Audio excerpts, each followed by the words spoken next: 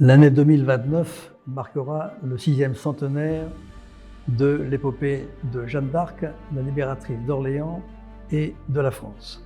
Pour célébrer cet événement, j'ai entrepris de publier les panégyriques, c'est-à-dire les éloges qui sont prononcés chaque année en son honneur, un peu partout dans toute la France. Éloges très dispersés et par conséquent pratiquement inaccessibles.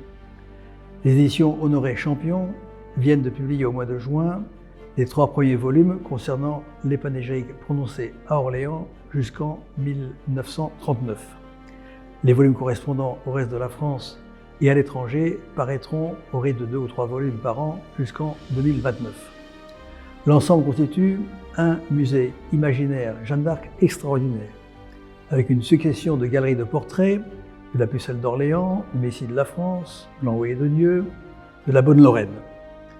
Sous nos yeux défile l'histoire stupéfiante de la Vierge de Domrémy, qui, en 3 jours, délivre Orléans assiégé depuis 7 mois, en une semaine dégage la Loire de l'emprise des Anglais, délivre 4 villes anéanties, 2 armées et remporte l'éclatante victoire de Patay, qui en 16 jours conduit le dauphin Charles à Reims en obtenant la reddition des villes fortifiées sans coup férir et le fait sacré roi de France.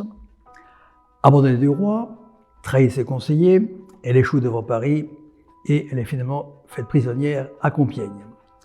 Vendue au prix de la rançon d'un roi, elle est désormais aux mains des Anglais, ce qu'elle craignait le plus, car elle savait qu'ils avaient juré de la faire périr par le feu.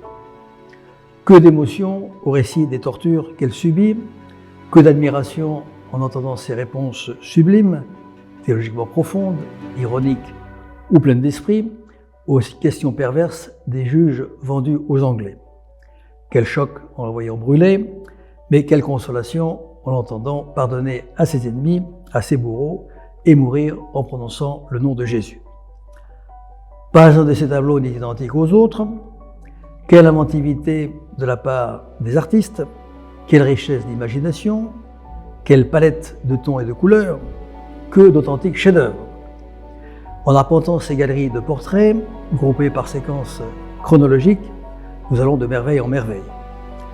Nous découvrons Jeanne d'Arc dans toute la richesse de sa personnalité hors pair, nous apprenons à l'aimer, tant elle est entièrement dévouée à sa mission. Mission unique, à la fois religieuse et patriotique.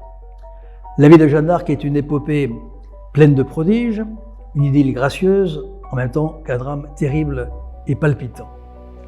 Les orateurs relèvent que Dieu n'a rien fait de semblable pour regagner notre peuple, et il explique en disant que Dieu aime les francs et continue de les aimer.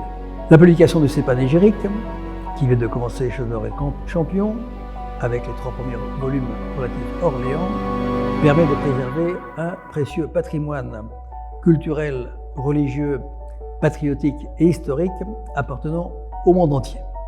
Car c'est aussi une surprise de notre parcours, la mémoire de Jeanne d'Arc est très vivante dans de nombreux pays. Vous avez donc rendez-vous avec Jeanne d'Arc chez Honoré Champion.